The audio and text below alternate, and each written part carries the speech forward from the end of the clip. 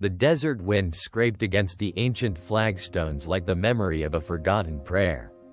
A golden haze hung over the burnt ridges of Wadi al-Qamar, a narrow valley that had once throbbed with the pulse of an empire lost to dust and myth.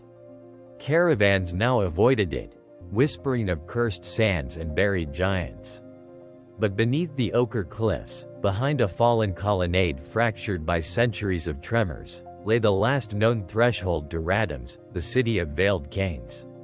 Scholars claimed it never existed. Traders swore by tales passed down from grandmothers with cataract eyes and serpent tattoos, saying Rhadames had vanished in fire when jealous rivals forced the gods to retreat. Yet the obsidian slab at the entrance still bore an inscription no weather could erode. "Speak not to the wind, lest it remember you." It was the monsoon of 1912 when Captain Elias Thorne and his small British expedition hiked the scalding gorge under pitched ruby skies. Their native guides had abandoned them days earlier after a night of howling sands and shadow forms dancing along the cliffs. But Elias wouldn't turn back.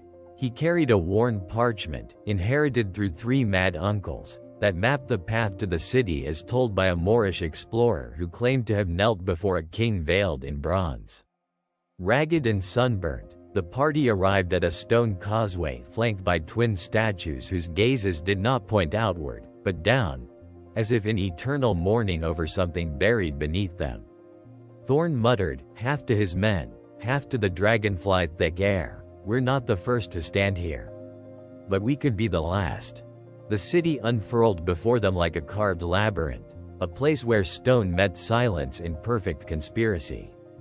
Towering columns with snake-bitten capitals reached toward the dying sun, and beneath them a mosaic boulevard traced the path of the sun in jeweled patterns, each tile glinting with the memory of dynasties. Not a whisper of wildlife stirred. No birds, no insects. Just the percussion of their boots and the slow, uneasy drip of condensation from unseen heights. There were no bodies, no bones, no signs of war. Only the strange absence of decay, as if the city had been paused mid-breath. One of the men, Harding, triggered what seemed like a mechanism beneath a pool of mercury-still water in the central courtyard.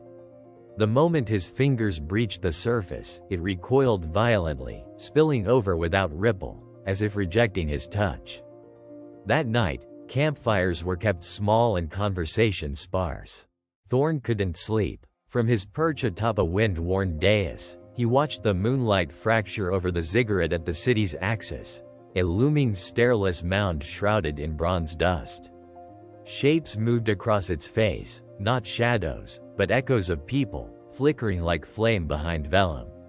Whispers rode the air, speaking syllables none of them dared try to understand. When the journalist Langley asked Thorne what the voices said, he could only murmur, "They're not speaking to us. They're speaking of us." As the moon reached its zenith, the stairs revealed themselves, slice by slice, emerging from the slope as if breathed into form. The expedition knew then they were being invited, or judged. They climbed in silence, each step sinking slightly as though the structure remembered every footfall. At the summit, they found not a temple but a vast circular hall with no ceiling, open to the burning stars. The walls shimmered with obsidian panels etched in relief, portraying events not yet happened. Cities suspended in glass, oceans turned to salt, and skies shattered in flame. At the chamber's heart stood a double throne, one seat filled by a bronze-masked figure as still as death, the other empty but warm to the touch. A voice, neither male nor female, spoke from within the walls, telling stories of how Rhadames had once ruled when the world was still young, harnessing the hinge points of destiny to shape all futures. Their punishment for such arrogance: exile and stasis, awaiting heirs with neither ambition nor fear. By morning, the city began vanishing around them, folding into sand and wind.